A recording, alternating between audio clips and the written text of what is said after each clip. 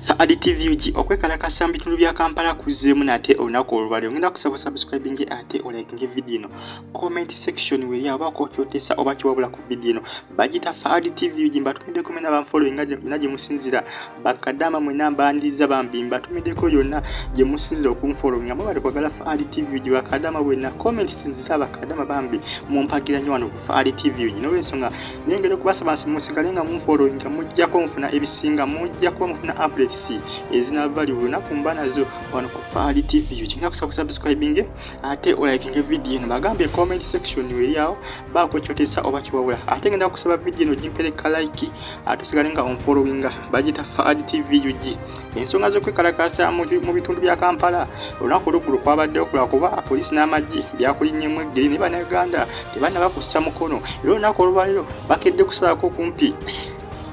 ne Saidi Zawali ku kitebe kya Vision Group Saidi za Vision Group awe nakawa bakedde kulaka nga bakuma omuliro kwasana ebipiira Jinja Road yenana bazimu bamusala kujiko na kolwegulo abejinja bote bakoze wadde era amaduka gasibye magale mu tawuni y'Ejinja yona akedi zonna ebizimbe byonna bisinga mu tawuni y'Ejinja byasibye ebigalo nti abantu babadde mu economic shutdown yatanze olunaku olweggulo ngeno yakugwa ngena kozomeza 27 era ngena kozomeza 28 banegana basubiza okubaako kyebakola ekijjo okukanga gavumenti eri mbuyinza abantu basubiza ne bajja kukola ekyentiisa ekijja okuleetera gavumenti okubanga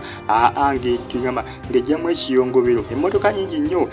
zaagudde mu biwonvu olw'ensonga nti abantu bayiye oyiro ku kkubo erya Jinja Road era emmotoka zaawabye ne zigwa mu kiwonvu ndowooza olengera olukululana ebadde etambula empira ne gikola ne giseera yeekanze egudde mu kiwonvu batulengeza ali ebbali n'emmotoka ya gavumenti emu nayo yaseeredde nekola ki negwa mu kiwonvu kwegamba okwekalakasa ko bannayuganda bakutandika mpola manyi ebisebiso okwekalakasa kutandika mpola era ab'ebyokwerinda bano bandibadde babeera bulindira ko bannayuganda kasita banafuna omwaganya bajja kwekalakasa okw'amaanyi nnyo kuba kati ssaawa zino bitundu bya Kampala ebisinga Saidi Zawali wa Kisekka bannayuganda basinga beediimi abasinga tebakoze ab'amaduuka ewa Kisekka bano nga bagamba nti bagenda kubaako kye bakola ekyentiisa. Esa zino gavumenti yo yayedda amagye kosa ne poliisi bitundu bya Kampala ebisingako ebiwerako botunulira Oyima Road amagye gaayiribwa da Oyima Road oboda salize wa Kiso amagye gaayiribwa do ensonga nti bannayuganda baali batandise okulaka nga bakuma omuliro Saidi Zawa mu Lubigi salize mu Lubigi baali batandise okulaka nga bakuma akali okumpi ne kyakya Pastor Bugembe baali batandise okukumawo omuliro era poliisi n'amagye byayiribwawo okutangira abatuuze bano b'abantu okubaako kye bakola ekikangabwa naye nga abatuuze bo bagambye bagenda kubaako kye bakola ekijja okuzuukusa gavumenti ebeeko kyekola ku bbeeyi y'ebintu jjukira essaawa zino Ssaabaminisita w'ensonga z'omunda mu ggwanga lya Russia ali mu ggwanga Uganda era ng'onazze ku bugenyi obw'ennaku ebbiri onazze kusinkana mukulembeze wa ggwanga Yoweri Kaguta Museveni bagenda kwogera ku biki simanyi naye nga kiraga nti ensonda ekugamba batundulya ensonda enekusifu ezifulumya amawulire kiraga nga minisita ono azze okubaako byayogera ne Pulezidenti Museveni nga bikwatagana ndoza ku bbeeyi ya bintu kubanga eggwanga lya Russia liriyimiriddeko ebintu byonna bigenda mu maaso mu nsi muno kubanga ensi eno yonna ebintu bya bbeeyi nnyo n'abagambye mu ggwanga lya Bungereza lita y'amafuta aga mmotoka aga petroli eri wakati wa paundi 50 bwengamba paundi 50 eziyinza okuba mitwalo nga 2 agawa ne Uganda kikano kitegeeza nti bw'obeera mu ggwanga lya Bungereza okugula lita y'amafuta olina okukwata emitwalo 2 n'ogigula ze paundi 50 kati ekiri mu ggwanga lya Bungereza kwegamba Russia ffenna kwe tuyimiridde bwe kidda ku bbeeyi y'ebintu Russia yerina okuba nga essa ebyokulwanyisa wansi kugamba balina okukumya olutalo lugenda mu maaso mu ggwanga lya Ukraine awo ebintu bijja kukka ebbeeyi naye batakola ekyo ebintu bikyali nnyanya ebbeeyi ate bikyadiimuuka nnyo gano gakyali mabaga kubanga eggwanga lya Russia ffenna kwe tuyimiridde amafuta ge gasinga kuva eyo waabwe ekyobola eggwanga lya Bungereza lyasazeewo likole ki likakanye amalala likwataganye n'eggwanga lyaki lya Russia basobole okubaka nga bakumya olutalo ebintu bikakane ebbeeyi naye nga olutalo lukyagenda maaso mu ggwanga lya Russia kosa ne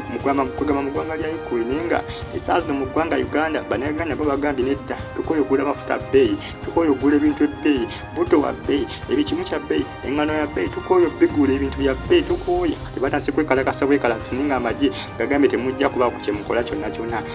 jjukira olunaku lw'eggulo bakedde ku Jinja Road ne bakuma ebipiira era nga poliisi yagezaako bizikisa naye nga ebireezikiriza bino nga ate bannayuganda bakumirira kugamba Jinja Road olunaku lw'eggulo abantu abasinga tebakozesa bulungi mirimu gyabwe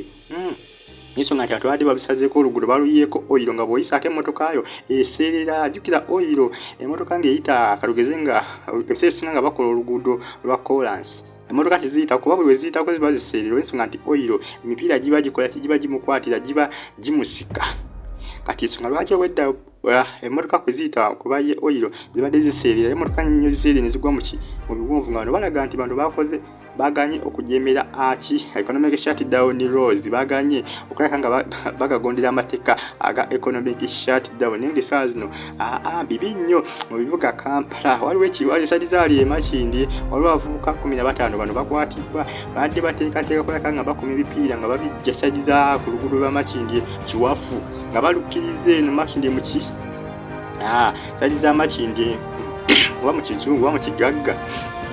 oba mu kizungu sadiza nga badde babikuma babijja Makindi nga bagala kubikola kubigusawa mu Kampala mu center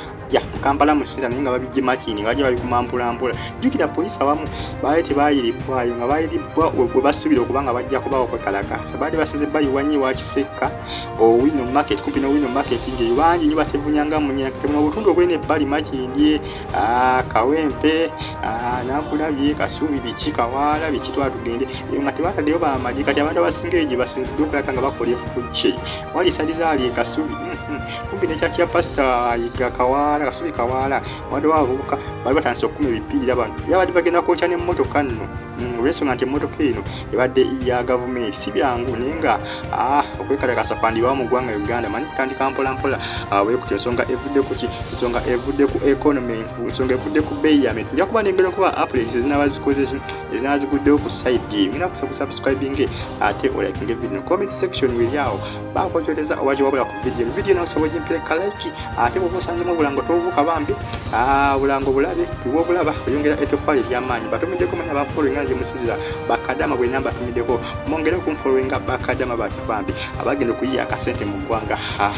mawanga g'ebweru agabwalabu okuli eggwanga lya Bahrain, Qatar, Abu Dhabi, UAE, Saudi Arabia mwena mbatumiddeko mubeere bulungi bambi subscribing emirimu video enabezeeko